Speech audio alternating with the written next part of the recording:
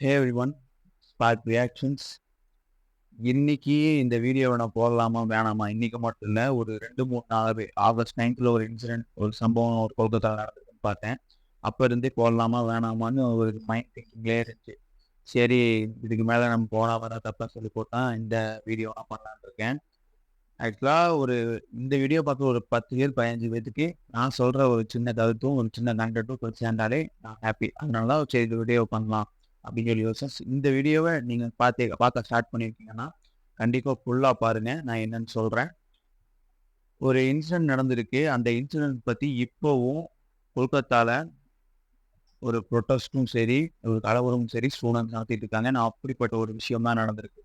கொல்கத்தால இருக்கிற ஒரு கவர்மெண்ட் காலேஜ்ல, ஒரு கவர்மெண்ட் ஹாஸ்பிட்டல்ல ஒரு டாக்டர், 30 இயர்ஸ் டாக்டர் கொடூரமா ரேப் செய்யப்பட்டிருக்காங்க. இதுல என்னன்னா, அவங்க ஒரு 36 ஹவர்ஸ், ஒரு கிட்டத்தட்ட ஒரு 1 1/2 நாள், 2 நாள் வேலை செஞ்சிருக்காங்க. சரி ரெஸ்ட் எடுக்கலான்னு அங்க இருக்கிற ஒரு செமினார் ஹால், 3 ஃப்ளோர்ல இருக்கும் அந்த செமினார் ஹால் சொல்றாங்க. 3 ஃப்ளோர் இருக்கிற செமினார் ஹாலுக்கு ரெஸ்ட் எடுக்க போயிருக்காங்க. எப்படி 1 1/2 நாள் வேலை செஞ்சிருக்காங்க. ஹாஸ்பிட்டல்ல தூங்காம. போய் ரெஸ்ட் எடுக்க போயிருக்காங்க. அங்க இருக்கிற கவர்மெண்ட் கவர்மெண்ட் காலேஜ்ல சரக்கு அடிச்சுட்டு ஒருத்தன் வந்திருக்கான். கவர்மெண்ட் காலேஜ், கவர்மெண்ட் அந்த கவர்மெண்ட் இதுல ஹாஸ்பிட்டல்ல. கவர்மெண்ட் ஹாஸ்பிட்டல்ல ஒரு சரக்கு அடிச்சுட்டு 3 ஃப்ளோர் வரையும் நடந்து வந்திருக்கான். எவனுமே பார்க்கல அது. ஏன்னா, அவன் மூஞ்சிய பார்த்தா தெரியாது அந்த கண்றாவி நாய் எப்படி இருப்பான்னு. அவன் வந்து கொடூரமா ரேப் பண்ணியிருக்கான். அது நான் ஒரு படிச்சு பார்த்தேன். ஒரு லிஸ்ட்டா ஒரு பெருசா ஒண்ணு படிச்சு பார்த்தேன். இப்படி பண்ணியிருப்பாங்க. சில பல விஷயம்ஸ்லாம் நம்ம வீடியோல சொல்ல முடியாது. ஏன்னா, அது படிக்கும்போதே அவ்ளோ வலிச்சுது. அதெல்லாம் நம்ம நார்மலா சொல்லவே முடியாது. நான் அந்த வீடியோல சொல்லலாம்னு தான் வந்தேன். இப்ப என்னால சொல்ல முடியல. ஏன்னா, அப்படிப்பட்ட ஒரு வலி அந்த ஒரு ஆர்டிக்கல்ல இருந்துச்சு. அது வேணாம். அது சொல்லாம இருக்கிறது தான் அவங்களுக்கும் நல்லது, நம்மளுக்கும் நல்லது. அது ஒரு அது என்ன சொல்லியிருக்காருன்னு ஆனா ஒரு ஸ்க்ரீன்ல போடுறாரு. நீங்களே படிச்சுக்கங்க. ரொம்பவே கஷ்டமா இருக்கு. இப்படி ஒரு டாக்டருக்கு இப்படி ஒரு சம்பவம் ஆயிருக்குன்னு. எப்படி அது எனக்கு புரியல. இவ்ளோ இவ்ளோ இண்டிபெண்டன்ட் இன்னைக்கு தான் நான் மீன்ஸ் இன்னைக்கு நாளைக்கு தான் அப்லோட் பண்ணுவேன். இன்னைக்கு நான் வீடியோ எடுக்கிறேன். இன்னைக்கு இண்டிபெண்டன்ஸ் இவ்வளோ வருஷம் நிமிஷம் நடந்துட்டு இருக்கு. ஆனாலும் ஒவ்வொரு இண்டிபெண்டன்ஸ் டேக்கு முன்னாடியும் இந்த மாதிரி ஏதோ ஒரு பெரிய சம்பவம் நடக்குது. இது எப்படி இண்டிபெண்டன்ஸ் டே ஆகும்? புரியல. எப்படி இண்டிபெண்டன்ஸ் டே ஆகும்? ஒரு பொண்ணு ஒரு ரோட்ல இப்போ போய் ஒண்ணு சொல்லுவாங்க. ஒரு புள்ள எப்போ ஒரு ரோட்ல தனியா நிக்கிறாளோ, எந்த ஒரு ஆண்மகனோட தொல்லை இல்லாம எப்ப தனியா நிக்கிறாளோ, அப்பதான் முழு சுதந்திரம் சொன்னாங்க. சுதந்திரம் கிடைச்சுதா? ஒண்ணும் கிடைக்கல. ஒரு பொண்ணு தனியா நிக்க முடியுமோ, தனியா நடக்க முடியுமா ரோட்ல? ஒரு சின்ன ஸ்டாட்ஸ் ஒண்ணு பார்த்தேன். ஒவ்வொரு ரேப்புக்கு முன்னாடி ஒரு பெரிய கதையே இருக்கு. என்னன்னா, சில சில நெறைய பெண்கள் பாதிக்கப்பட்டுருக்காங்க. ஆண்கள் வந்துட்டு கண்டிப்பா அதில பாதிக்கவே பட மாட்றாங்க.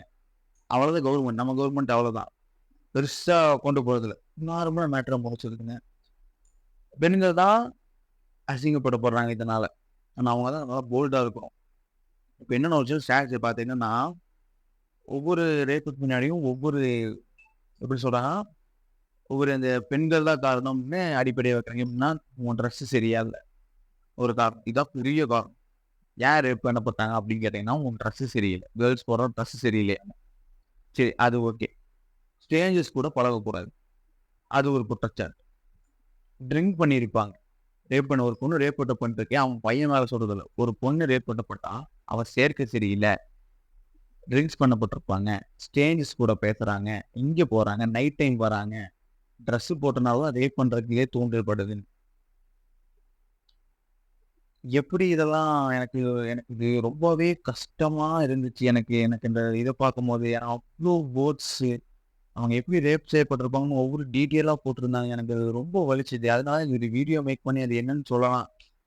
என் வீடியோ பார்க்குறவங்க தெரியாதவங்க 4 வீடியோ பார்த்தா எனக்கு தான் அது ஹாப்பி. ஸோ அந்த வீடியோ நான் இன்னைக்கு மேக் பண்ணி போடலான்னு தான் இத பத்தி நான் பேசினேன்.